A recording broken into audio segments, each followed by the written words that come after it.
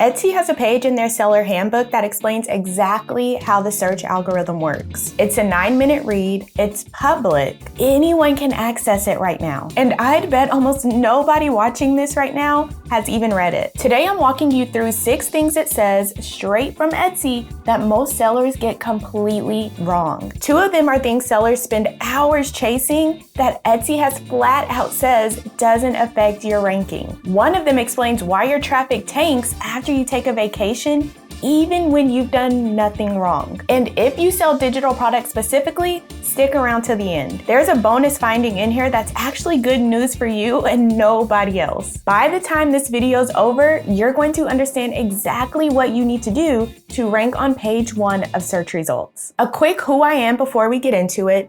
I'm Lucretia, a homeschooling stay-at-home mom and a top 2% Etsy seller. I have made $30,362.66 in revenue, all on Etsy, without paying for ads and without posting on social media. I take very long breaks where I don't list any new products or touch my shop at all, and I still get a direct deposit from Etsy every single Tuesday. And that's because they promote my digital products for me. Everything I teach here is built around one thing: selling digital products on Etsy, no social media, no paid ads required. My mentorship program, the Sales Sprint, currently has 2,483 students. They've made sales while they're sleeping, while they're home with a sick kid, even while they're meeting their grandbaby for the first time. I'm one of the ones who has actually read this handbook, and I'm gonna save you the trouble, starting with finding number 1, the algorithm has 2 steps. And here's the part almost nobody actually understands. Etsy's algorithm isn't one mysterious score. In their own words,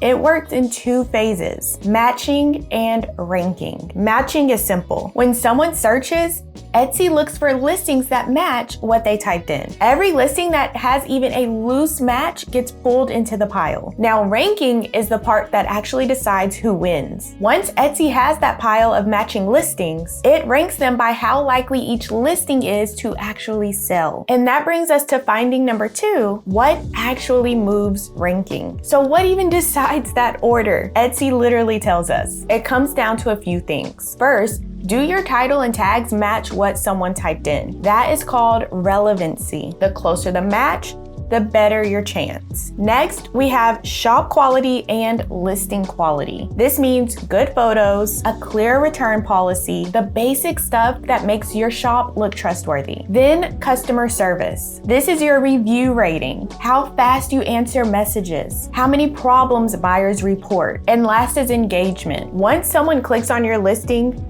do they actually buy? Now, here are 2 things most sellers think matter, but Etsy says they don't. Number 1, Etsy ads. Running ads does not help your regular search ranking. Ads just buy you a special ad slot. They do not move you up in normal search results. And number 2 is star seller. A lot of sellers chase the star seller status. They think it's a secret trick to rank higher. Etsy says that is not true. Star seller is just a badge buyers can see. It can help buyers trust you, but it does not push you up higher in search. So if you've been spending money on ads thinking that is what's going to fix your regular search ranking, it's not. And if you've been stressing about a star seller badge thinking that's the secret, it is not that either. What actually helps is using the right keywords, having a good quality listing, and making buyers happy once they find you. Then we have finding number 3, the relisting myth. A lot of sellers think that if they delete and relist an item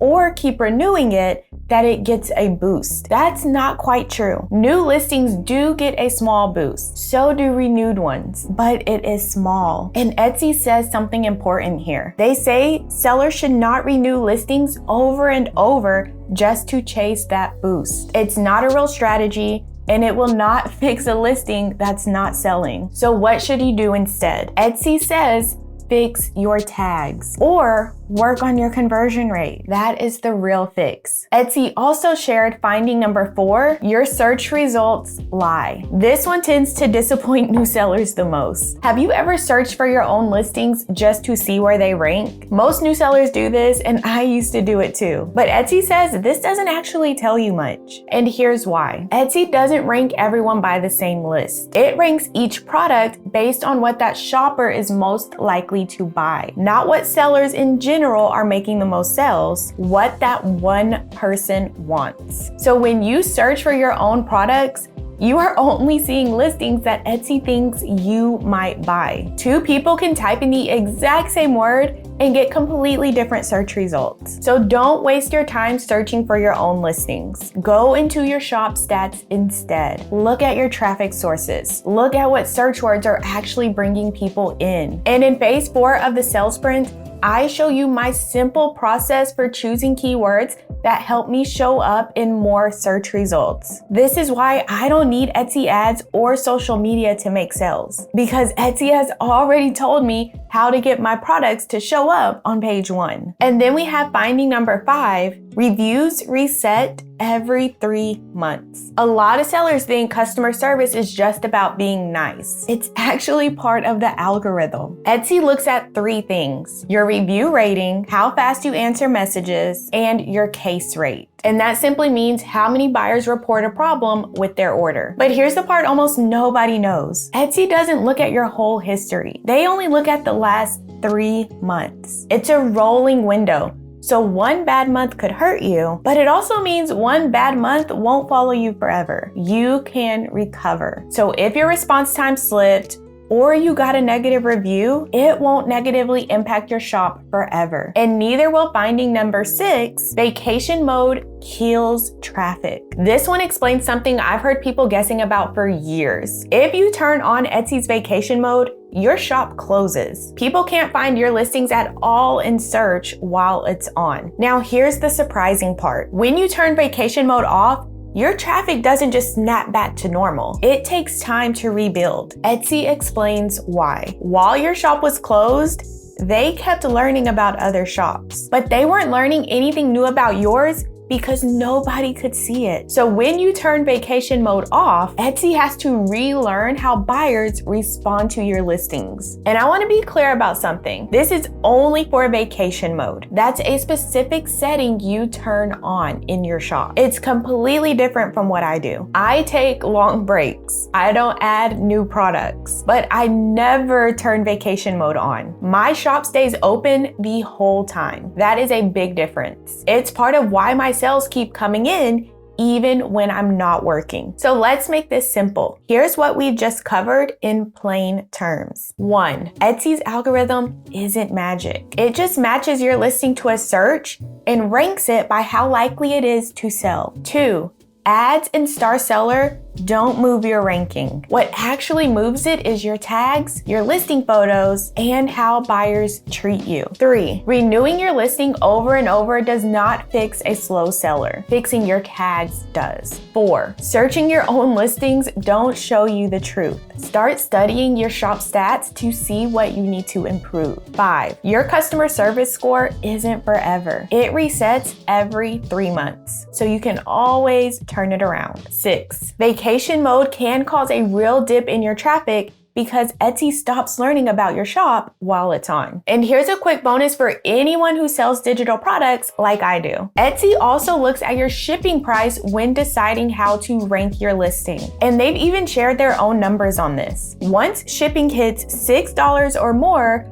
buyers are a lot less likely to buy. Now here's the good part. If you sell digital products, this doesn't apply to you at all. There are no shipping costs to worry about. It's one more thing that physical product sellers have to manage, and we get to completely skip it. So if you've been thinking about switching over to digital products or even adding a few in your shop, this is another reason to go ahead and start making that switch. So that is 6 things Etsy told us themselves about how their algorithm works. Most sellers never read a word about it. And if you want to see how I set up my digital products so Etsy promotes them for me, the link is below in the description. And you may be wondering if Etsy is even worth it, or if you should be selling on another platform. And I thought the same thing too. So I actually left Etsy to find out. And I made a video about exactly what happened. So go watch this video next to decide which platform is right for you.